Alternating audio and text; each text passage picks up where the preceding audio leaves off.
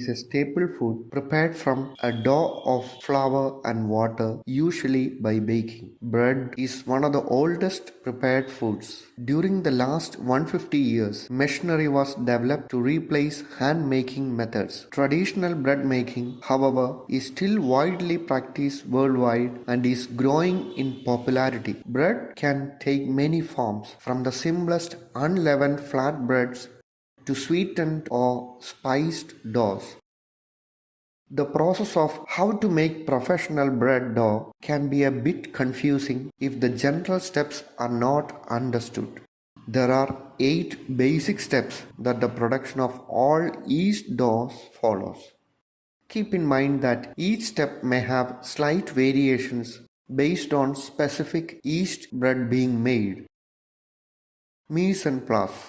Before starting the bread making process, it is important to gather all of your ingredients and measure them accurately. Measuring ingredients by weight is much more accurate and is the preferred method for bread making. Proofing yeast. Some bread recipes include a step prior to mixing the dough called proofing the yeast. This step involves hydrating dry yeast in some or all the liquids used in the recipe and adding a pinch of sugar. The water wakes the dry yeast up from its dormant state and the sugar gives the yeast something to feed on.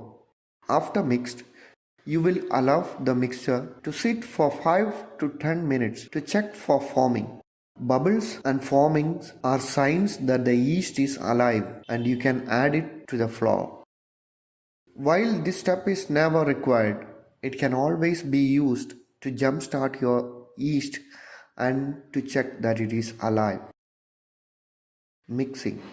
The order in which ingredients are combined varies based on the types of bread. The straight dough method, the salt delayed method, the sponge dough method, and no time dough method are the different mixing methods for combining ingredients for a bread dough. Kneading.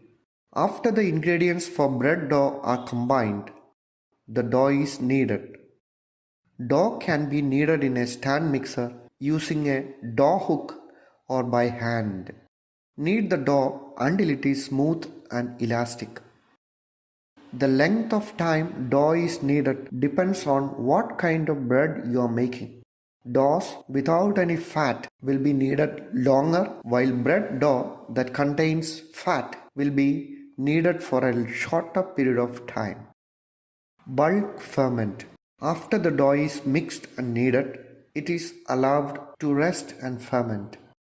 Fermentation occurs when the yeast begins to feed on the starch and sugar present in the dough. As the yeast feeds, carbon dioxide is produced, which makes the dough rise and develops the texture, the flavor of the bread.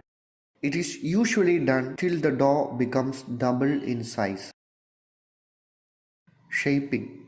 After the dough has been bulk fermented, it is shaped into rolls, loaves, or specialty shapes like braids. Proofing. The term proofing, also called proving, refers to the rise that happens after the dough is shaped.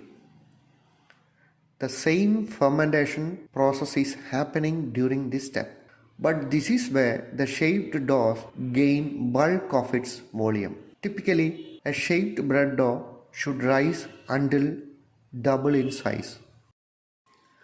Baking. After the bread has been proofed sufficiently, it should be baked. If you wait too long to bake the bread dough after it has proofed, it can overproof, which will cause a sour taste and large holes in the final product. Bread is cooked when its internal temperature reaches 190 to 200 degrees Fahrenheit.